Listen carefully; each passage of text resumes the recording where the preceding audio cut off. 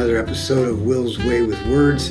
Today we're going to talk about a subject that's not often talked about. I don't know if it's ever been talked about. We're going to talk about how to review a book, specifically a book of poetry. We received our first one from a young poet named William O'Neill II.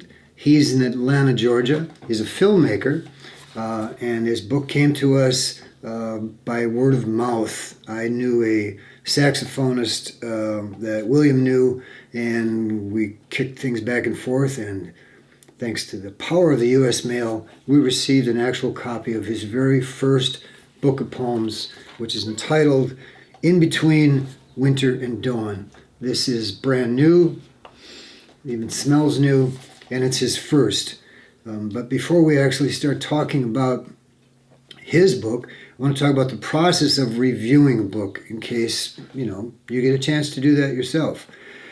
First things first, you read it, yes, cover to cover, just like a book, but you read it 3 times. 1 for your first impression. That's fair. The second time, you read it to sort of confirm the first impression, but also to start giving you an idea of who you would want to recommend this book to or not recommend it from. That might not be English. And the third time you read it is if you were going to communicate with the author what you liked about it, what you maybe didn't like, what you'd like to see in the future, those sorts of things. So these 3 responses all warrant their own reading of the book. Fortunately, poetry books are a little skinnier than novels, so you can do that in your lifetime. If you're reviewing novels, I've got nothing to say to you. I've never done that. Now, the other part about reviewing is that right, you're doing it again, but you're viewing. I suggest that after your 3rd reading, you go backwards through the book and get a highlighter and mark pages that grab you. And what's interesting is that sometimes a verse will grab you out of context. You're not just reading the poem for meaning anymore. You're going backwards, and verses are getting your attention. For example, from a poem called Lampshade.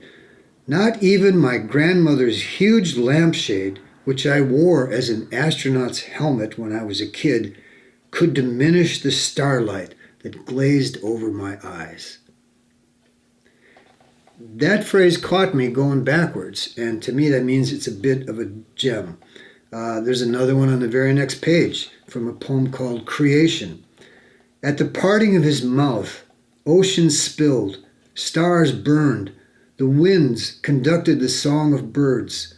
All was good, and yet God knew the fall of perfection would be his last creation. And yet he chose to keep speaking until humanity was the last thought that exhaled from his lips.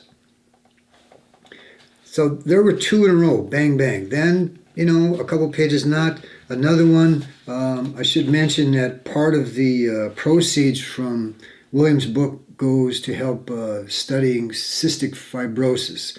I'm suspecting he's got some sort of connection to that disease. He may have it himself or a family member, but he's written some poems about dealing with the medical profession and his doctor in particular. And in one where he's talking about meeting his doctor, he hears this, "And when I hear, take a deep breath, I do. I know the sound of life is his favorite song."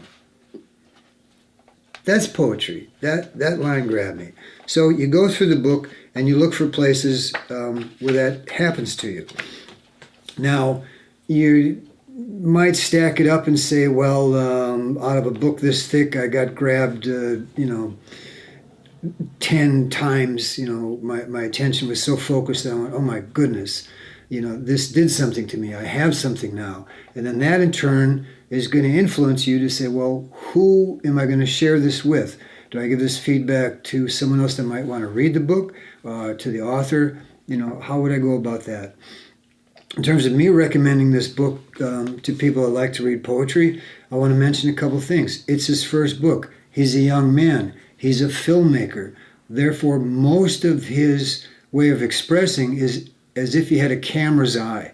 There's a lot of color in his description. The images that he have move, and that's part of his enthusiasm. He's also a very young man, so stories of love, heartbreak, family tension are very much in the front.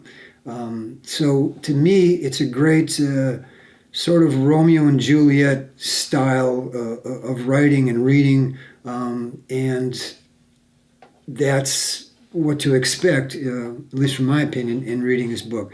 I would encourage people to get In Between Winter and Dawn.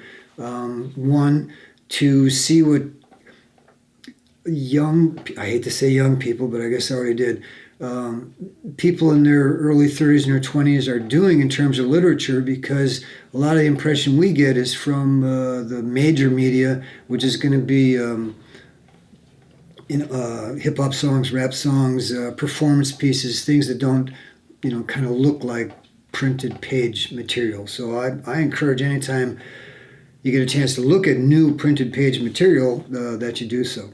And what I would say to William himself, the poet, and there's a chance he might see this video, so this is actually me talking to you, William, keep on, keep on. I would say less is more. I think that your short poems kind of pack a lot more punch than your long ones. That's, my opinion.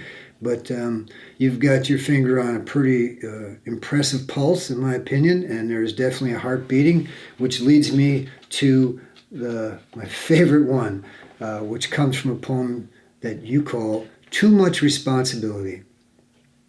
Today, I stumbled over a beating heart on the sidewalk corner of 5th and 6th Avenue. I didn't bother to pick it up. The one I'm carrying was heavy enough. Now, having said that, I would make this suggestion that in the rewrite of this poem, you've got the corner of 5th and 6th Avenue.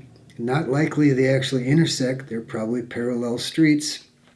Don't know your town, but in my town, they would be parallel. So I would change 6th Avenue to a different name so that you have, an actual corner. Being a musician, I would say something clever like the corner of 5th and Perfect. But, that's me, not you.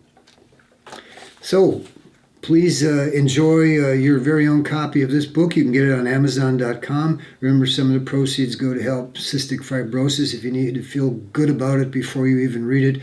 But I'll bet nickels to dimes you're going to feel good about it even after you read it. Thank you very much.